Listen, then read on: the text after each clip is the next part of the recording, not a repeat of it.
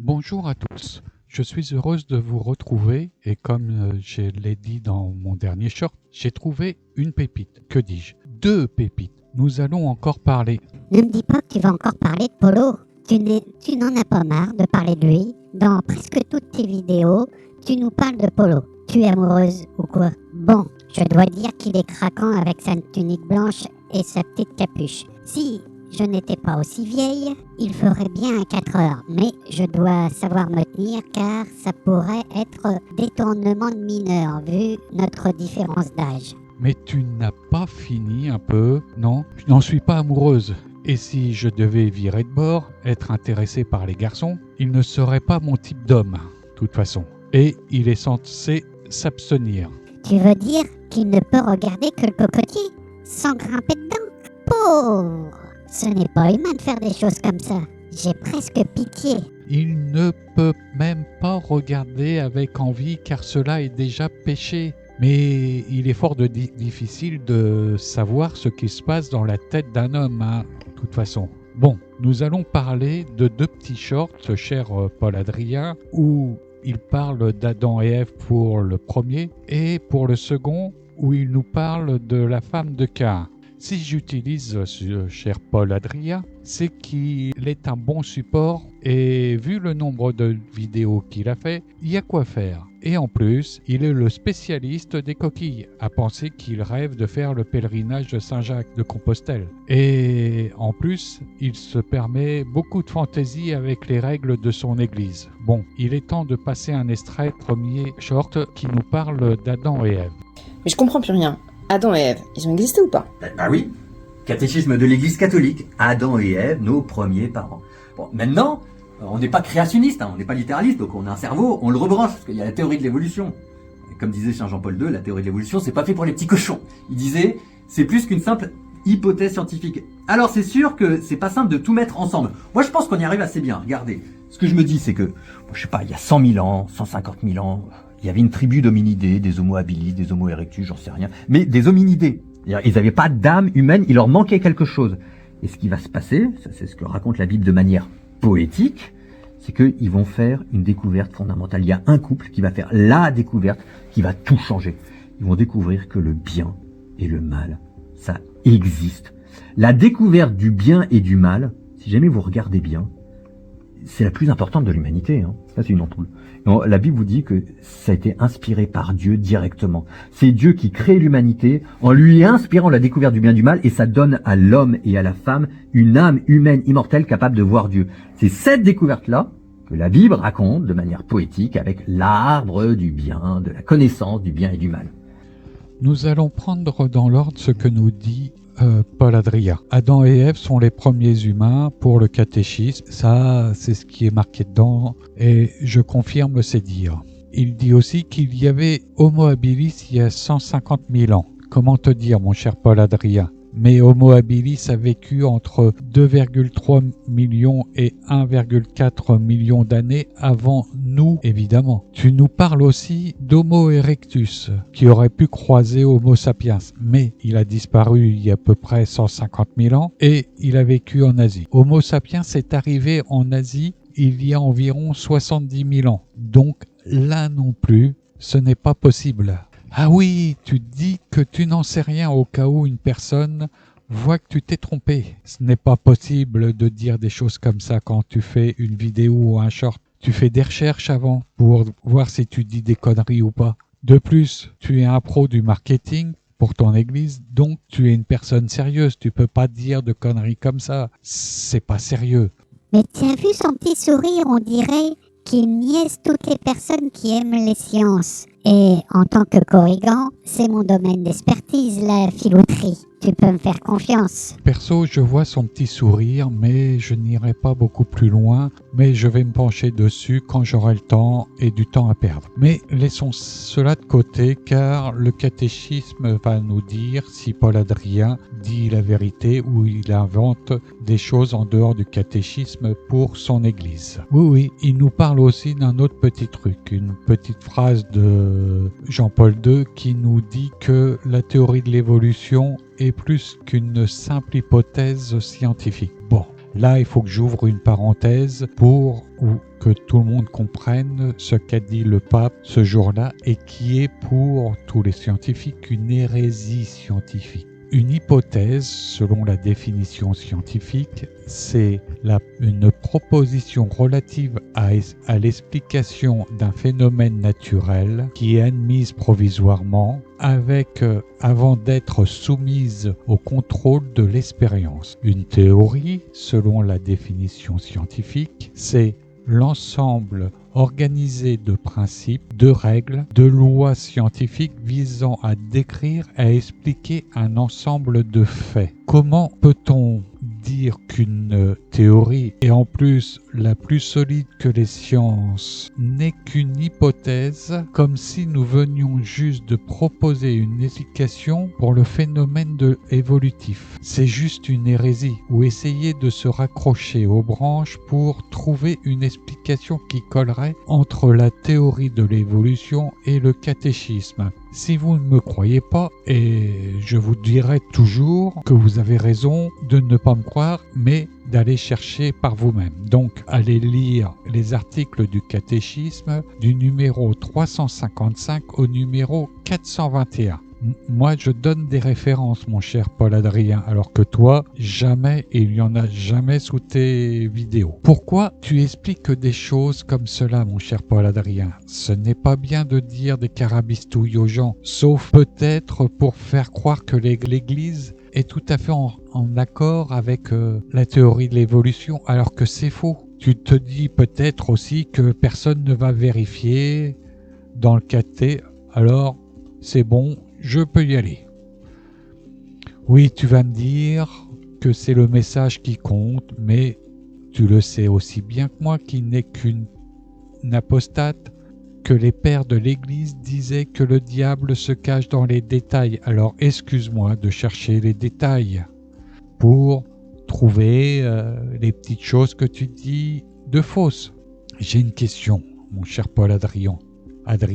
Tu vas combien de fois par jour à la confesse? Vu le nombre de couleuvres que tu as dit dans tes vidéos, c'est que tu as dû les penser au moins plusieurs fois chacune. Bon, c'est vrai, ça me regarde pas, puis je vois même pas l'intérêt d'aller à la confesse. Que l'on me dise pas dans les commentaires que je devrais retirer la poutre qu'il y a dans mon œil, car je la connais celle-là. Ma morale et mon vieil âge me donnent le droit de lui faire cette critique. Je me demande si la morale, quand on devient athée, n'est pas plus juste que celle de l'Église ou de ses représentants. Je vous laisse cette interrogation pour votre esprit critique et vous avez 4 heures. Non, je plaisante. Bien que... Ah, ça serait marrant d'avoir dans les commentaires une tonne de dissertations à lire. J'aurais la paix au moins pendant 15 jours, car elle sait à peine lire, la pauvre. Et elle est inculte en plus. Il faut que je lui fasse tout le travail, un peu comme, vous savez, l'écrivain purée, son nom, je l'ai au bout de l'oreille. C'est Alexandre Dumas, petite tête de linotte. Comme tu vois, je ne lis pas que de la littérature scientifique. Je lis aussi Picsou, que je pique à mes petits-enfants, quand même, hein, parce que j'ai pas envie de le payer. Si nous parlons un peu de la deuxième pépite, qui était aussi farfelue que la première, et où notre cher Paul-Adrien élabore une hypothèse à 360 degrés de ce que disent les pères de l'Église. C'est parti pour l'extrait, profitez-en. Pourquoi Caïn, il a une femme? D'où elle vient sa femme? Eh bien, la femme de Caïn, la Bible n'en parle pas. Elle vous dit qu'il y avait Adam et qu'il y avait Ève.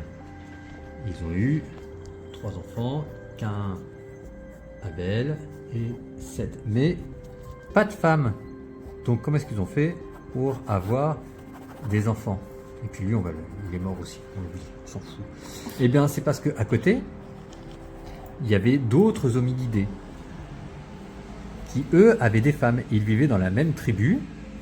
Simplement, ils n'avaient pas découvert l'arbre du bien et du mal. Donc, ils n'avaient pas encore d'âme humaine. Eux avaient une âme humaine. Ça ne les a pas empêchés après de s'unir avec ces femmes-là et d'avoir un enfant.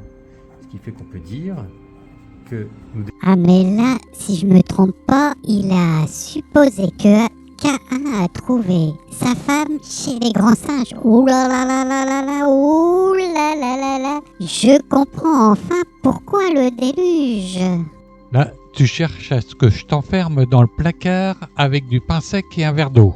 Mais non, pas du tout. Je me dis que les catholiques disent que les hommes sont d'un côté et les grands singes de l'autre. Car il y a pour les grands singes qui sont des animaux et pour les hommes qui sont les hommes, la création de Dieu.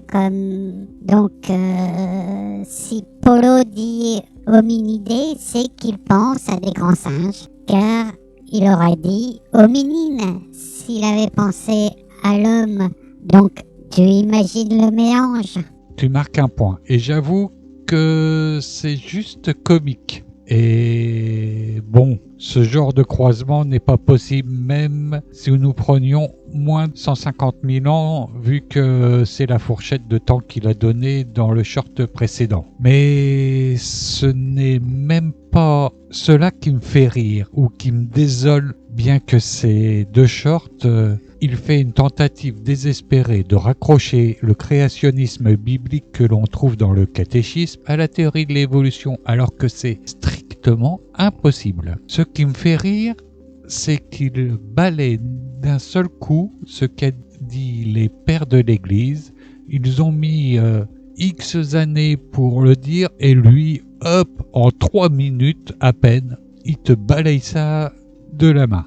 Les pères de l'Église comme saint Augustin, saint Jérôme, saint Basile expliquent que la femme de Caïn était probablement l'une de ses sœurs ou une de ses proches parentes, puisque Adam et Ève étaient les premiers humains. Alors, leurs enfants, ont dû se marier entre eux pour assurer la descendance. Ils considèrent que ces unions fraternelles étaient nécessaires et permises dans les premiers temps de l'humanité avant que la loi de Moïse ne prohibe de telles unions. Cela répond à la nécessité de peupler la terre. Les interprétations théologiques pour les pères de l'Église, ce mariage n'est pas un péché en soi, mais une étape dans le plan divin pour la propagation de l'humanité. Ils insistent sur le fait que la loi divine a évolué avec le développement de la société humaine. On peut donner une réponse critique, mais une réponse critique des pères de l'Église. Car certains pères de l'Église ont aussi répondu aux critiques qui utilisent cette question pour mettre en cause la véracité de la Genèse, en soulignant que la Bible ne donne pas tous les détails, mais que la tradition et la raison permettent de comprendre cette réalité. Et voilà que Paul Adrien, qui pense en comprendre plus que les pères de l'Église, se met à changer la vision de l'Église. Lui, le super VRP de l'Église, la vedette en robe, l'influenceur évangélique, que dire de plus ? Rien. Sauf peut-être que notre cher Paul Adrien cherche à développer sa petite entreprise. Oups ! Son association loi 1905 en demandant des dons. C'est déjà bien, car il y a le transfert de liquidité entre les fidèles et lui, ce qui fait penser à un vaseux communicant, comme dit Défécator, qui est un effet mesurable du coup. Oui, c'est une bonne chose si vous vous abonnez aussi, mettre un pouce en l'air. Je sais que ça lui fera plaisir. Et vous, ça va rien vous coûter, contrairement à ce que vous pourriez donner à Paul Adrien, parce que les vaseux communicants, moi, ça m'intéresse pas, hein. Et elle non plus. Et voilà que tu recommences, mais c'est gentil de ta part quand même de dire, mais faites-le simplement si cela vous fait plaisir, hein. Je ne veux pas que vous soyez forcés. Mais je voulais dire un petit mot aussi à tout le monde. Je souhaite vous remercier pour votre accueil depuis le mois de janvier. La chaîne s'est réveillée de sa torpeur. Même si la chaîne n'est pas une grande chaîne, je suis heureuse de voir qu'elle fait un nombre de vues supérieur à ce que je pensais. Je dois aussi remercier les croyants qui sont venus voir la vidéo et qui ont mis des commentaires.